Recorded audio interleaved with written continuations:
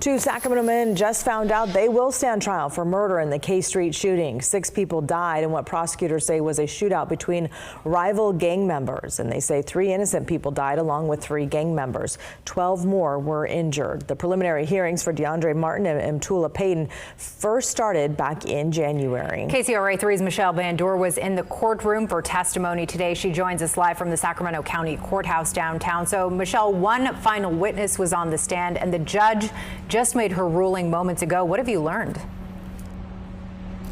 Yeah, that's right, Andrea. Just moments ago, the judge did rule that there is enough evidence for the 2 suspects to stand trial in the deadly K Street shootings. And for most of the day today and during the last time they had the preliminary hearing, a gang expert from the Sacramento Police Department took the stand talking about the status of gangs in Sacramento as well as what led up to the shootings that night. Now, there was a 3rd suspect in this case, a brother of one of the suspects, but he died in jail.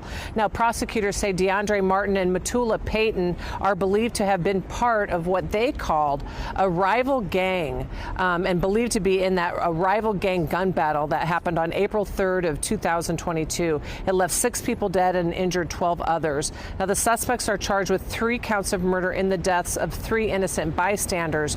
Prosecutors are not charging the pair in the other killings, saying that those 3 were involved in that gang fight. So Lieutenant Zach Eaton continued testifying about the state of Sacramento and gang activity. He says there's an ongoing gang war between the rival gangs and that there has been for 3 decades, including that early morning of April 22. There's also testimony about suspect Payton's his suspected gang history and how he was stopped by a police officer when he was 14 years old.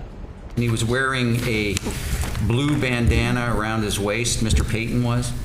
Yes, sir. And he had another blue bandana in his pocket. Yes, sir. He had a blue and gold Lakers hat on his head.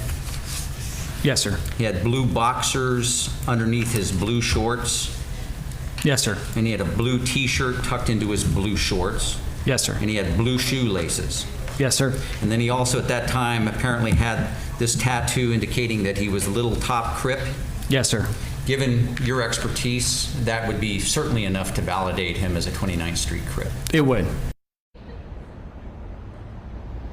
Yes, and Eaton also testified that to get an idea of the gang involvement behind the K Street shootings, he said that he scoured the suspect's social media accounts, and with one download, he said, was 40,000 pages. He also says he went through hundreds of police reports and victims and witness statements, as well as gang intelligence, to get an idea of how the shooting happened and why the shootings happened in April of 22. Now, again, as we just reported, the judge ruled late today that there is enough evidence for the 2 suspects, Martin and Payton, to stand trial. They do pretty much have the month of January scheduled for this trial. So as the preliminary hearing we saw over the past few months, it was a long one. This trial should be long as well. Reporting live in downtown Sacramento, Michelle Bandur, KCRA 3 News. The start of a very long process. Michelle, thank you so much.